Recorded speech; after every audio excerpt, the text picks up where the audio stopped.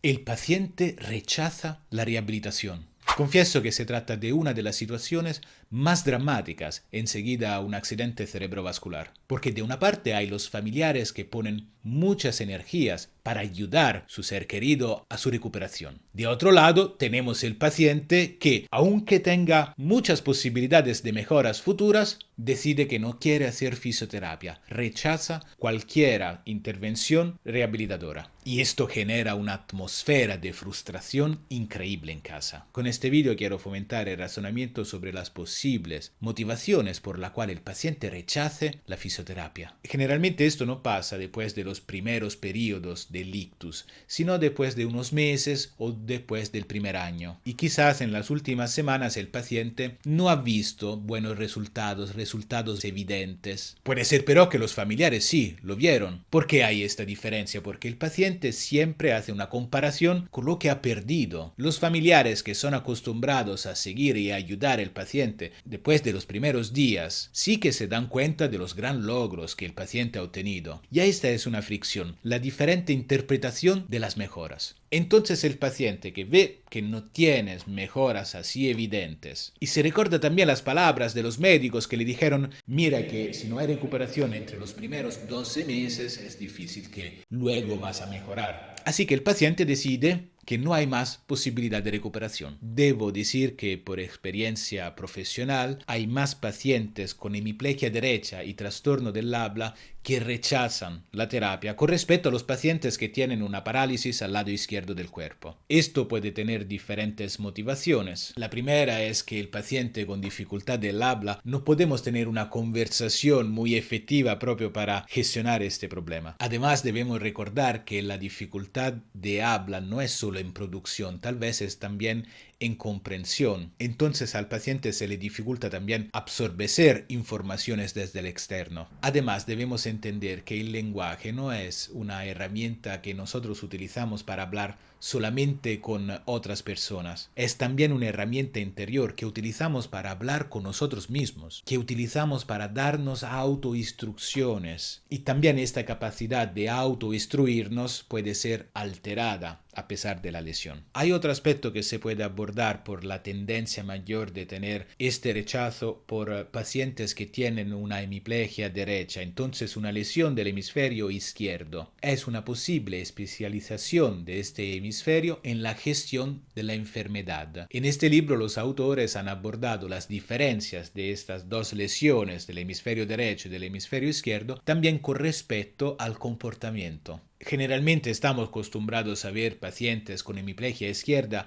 que son un poco más extrovertidos, a diferencia de los pacientes hemipléjicos derechos que son más introvertidos y sufren los éxitos de esta parálisis propio como un luto. Dicho esto, seguimos con las posibles motivaciones y una de estas es con respecto a la calidad de la rehabilitación que estamos ofreciendo al paciente. Porque no olvidamos que la cooperación del paciente es estrictamente relacionada a la calidad de la propuesta de fisioterapia que le estamos proporcionando. Muchas veces el paciente siente que tiene dificultades que se van más allá de la fuerza muscular. Y al recibir ejercicios de estiramiento, fortalecimiento, movilizaciones, siente que no tienen sentido para su propio problema y lo rechaza. Pero atención que puede pasar también cuando ofrecemos al paciente una rehabilitación neurocognitiva, o sea, más adapta por lo que ha sufrido porque ha tenido una lesión cerebral, y los ejercicios deben involucrar también las funciones cerebrales. Pero quizás cuando le ofrecemos estos ejercicios de percepción, de atención, el paciente tiene la duda como si lo estamos tratando como si ha perdido su inteligencia. Y esto para el paciente es inaceptable claramente, y lo rechaza. No me traten como un estúpido, como un niño. Muchas veces para la recuperación del lenguaje debemos utilizar fichas, dibujos, y el paciente lo rechaza porque cree que lo estás tratando como un niño. Atención que pero tal vez el paciente tiene razón, porque aunque se no se dan cuenta los familiares, muchas veces tratan al paciente, que quizás es un adulto, como si fuese un niño. También con las palabras. Vi también unos profesionales hacerlo. Dame tu manita. La manita. Es un paciente adulto mayor. no tiene una manita, tiene una mano. Entonces tal vez estos comportamientos pueden facilitar la idea que el paciente piense que los demás piensen a su vez que se haya reducido su inteligencia. Otro posible aspecto que soy seguro que pasa, sobre todo con los pacientes mayores, es lo de no querer sentirse como un peso por su familia. Tanto un peso económico cuanto un peso en términos de tiempo. Rechazar la rehabilitación significa ahorrar el dinero necesario para esta rehabilitación. No pedir la ayuda de los familiares para hacer los ejercicios significa aligerar el día de mis familiares. Pero los familiares razonan de forma diferente. No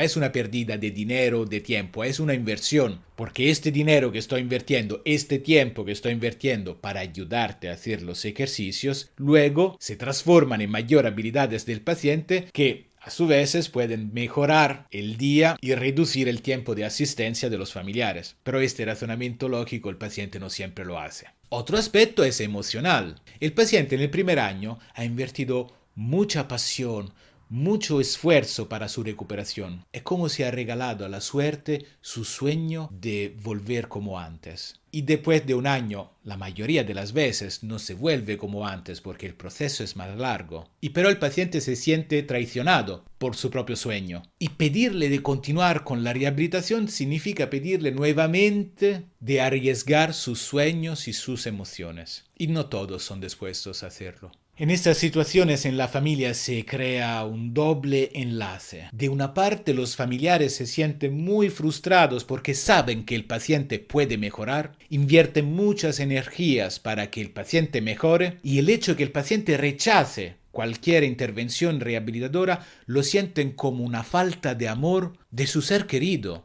No quieres mejorar significa que no me amas. Por otro lado, el paciente siente una gran presión por parte de los familiares a cambiar. Es como si el paciente sienta que no es aceptado por los familiares y por esto debe cambiar. Es un doble enlace que alimenta una gran frustración en casa. Es muy difícil que con este vídeo yo me pueda dirigir directamente al paciente porque el paciente que rechaza la rehabilitación, por cierto, rechaza también todos los vídeos o contenidos que son relacionados a la rehabilitación. Entonces es más fácil que yo me estoy dirigiendo a los familiares que sufren este problema. Lo único que le puedo decir es de desenlazar lo que es el amor familiar con la gana y la motivación de hacer fisioterapia. Son dos cosas distintas. Si empiezan a desenlazar estos dos elementos, ya es posible que estamos bajando la presión en casa. Luego, otra posible sugerencia es con respecto a la calidad de la rehabilitación. Le dije que la cooperación del paciente depende estrictamente de la calidad de la propuesta de rehabilitación que le estamos ofreciendo. Entonces intentamos de subir de nivel de la rehabilitación porque el problema que está sufriendo el paciente es un problema que requiere una rehabilitación de alto nivel. Muchas veces depende también del profesional. Hay profesionales que tienen el talento de crear una relación con sus propios pacientes y profesionales que lo tienen menos.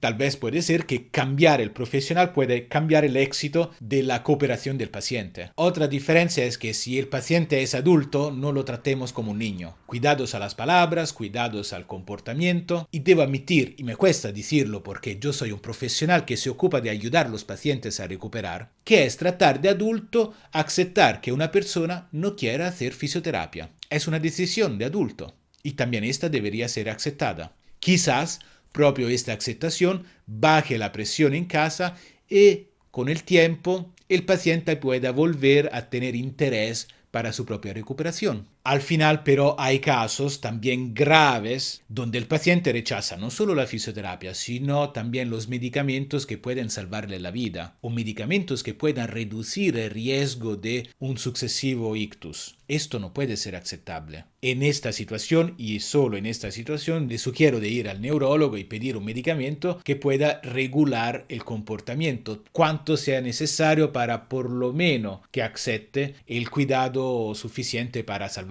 la vida. Esta es la única situación en la cual estoy de acuerdo con esto porque muchas veces no estoy muy de acuerdo cuando estos medicamentos se van a ofrecer antes que pasen estas situaciones y conjuntos a antiepilépticos, antidoloríficos o medicamentos para sueltar los músculos, todos juntos bajan la tensión del paciente, que es una herramienta que para nosotros es fundamental para obtener la recuperación. Como siempre le dejamos recursos útiles en nuestra descripción o en los comentarios y le invitamos a comentar contándonos su experiencia con respecto también a este tema difícil.